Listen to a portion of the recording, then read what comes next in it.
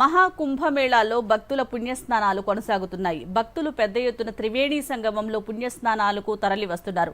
మాఘ పౌర్ణమి సందర్భంగా మరింత రద్దీ పెరిగింది. ఈ సందర్భంగా మాఘ పౌర్ణమి విశిష్టత గురించి మరిన్ని వివరాలు చూద్దాం.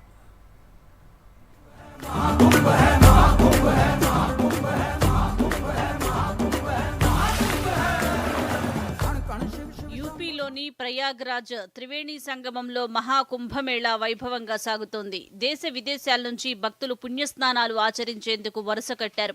పుణ్యస్నానాల కోసం వచ్చే భక్తులతో మహాకుంభమేళా కళకళలాడుతోంది. అయితే నేడు మాఘ పౌర్ణమి సందర్భంగా మరింత రద్దీ పెరిగింది. భగవన్ నామస్మరణతో త్రివేణి సంగమంలో పుణ్యస్నానం ఆచరించి పూజలు చేస్తున్నారు. తెల్లవారుజాము నుంచి మహాకుంభమేళా భక్తజన సంద్రమైంది. మాఘ పౌర్ణమి రోజు నదీ స్నానాలు ఆచరించాలని శాస్త్రాలు చెబుతున్నాయి. మాఘ పౌర్ణమినే మహామాఘి అని కూడా అంటారు. అన్ని పౌర్ణమిలలోకెల్లా ఈ పౌర్ణమి చాలా విశిష్టమైనది. మాఘ పౌర్ణమి రోజున ప్రతి ఒక్కరూ సముద్ర స్నానం కానీ నదీ స్నానం కానీ చేయాలని చెబుతూ ఉంటారు. దేవతలు తమ సర్వశక్తులను తేజస్సును మాఘమాసంలో జలాల్లో ఉంచుతారని, అందువల్ల వ్యాధుల నుంచి బాధల నుంచి విముక్తి కలుగుతుందని ఆధ్యాత్మికవేత్తలు చెబుతున్నారు. మాఘ పౌర్ణమి రోజు గౌరీదేవి జననం జరిగినట్లుగా పురాణాలు తెలియజేస్తున్నాయి. అలాగే శ్రీ మహావిష్ణువు మాఘ పౌర్ణమి రోజు స్వయంగా గంగా నదిలో నివసిస్తాడని పురాణాలు చెబుతున్నాయి. అందువల్ల ప్రతి ఒక్కరూ ఈరోజు పుణ్య నదులు సముద్రంలో స్నానం చేయాలని చెప్తారు. ప్రస్తుతం ప్రయాగ్రాజ్లో మహాకుంభమేళా సందర్భంగా మాఘ పౌర్ణమి రావడంతో భక్తులు తరలి వస్తున్నారు.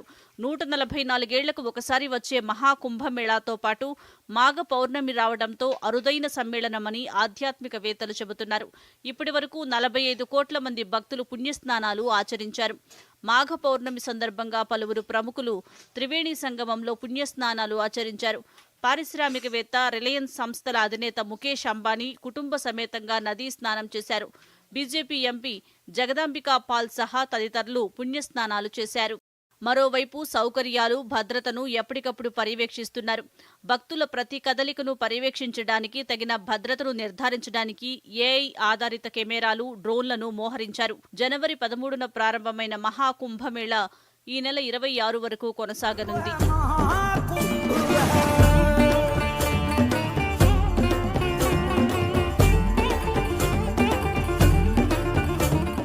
Bureau report, Doordarshan news.